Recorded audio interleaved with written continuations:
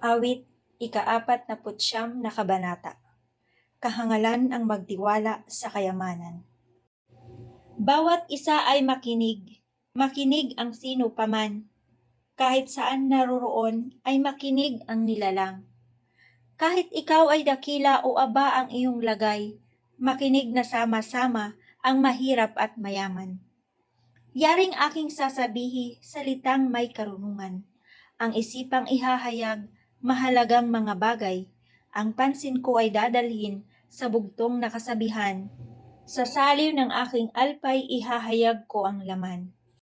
Hindi ako natatakot sa panahon ng panganib. Kahit pa nga naglipa na ang kaaway sa paligid. Mga taong naghahambog na sa yaman na nanalig. Dahilan sa yaman nila'y tumaas ang pag-iisip. Hindi kaya ng sinumang ang sarili ay matubos.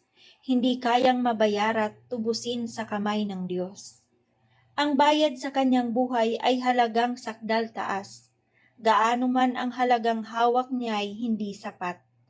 Upang siya ay mabuhay nang hindi na magwawakas. At sa labi ng libingan ay hindi na mapasadlak. Ang lahat ay mamamatay, ito na may alam niya. Maging mangmang o marunong, kahit hangal pati tanga.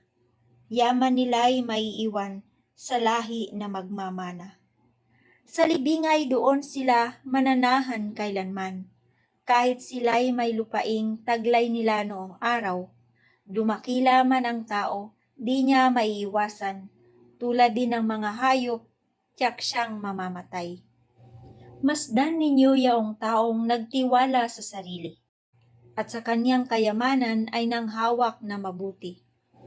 Tulad niya'y mga tupa, sa patayan din hahantong. Kalawit ni kamatayan ang magiging kanyang pastol. Ang matuwid magwawagi pag sumapit ang umaga, laban doon sa kaaway na ang bangkay ay bulok na, sa lupain itong patay na malayo sa kanila. Ngunit ako'y ililigtas, hindi ako babayaan. Aagawin ako ng Diyos sa kamay ng kamatayan. Di ka dapat na matakot, ang tao man ay yumaman.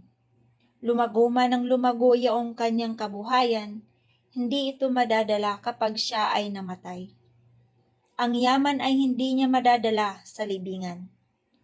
At kahit namasyahan ang tao sa kanyang buhay, dahilan sa sinusuob ng papurit nagtagumpay, masasama pa rin siya sa ninunong nangamatay, masasadlak pa rin siya sa dilim na walang hanggan. Ang tao mang dumakila ay isa ang hantungan, katulad ng mga hayop, tiyak siyang mamamatay.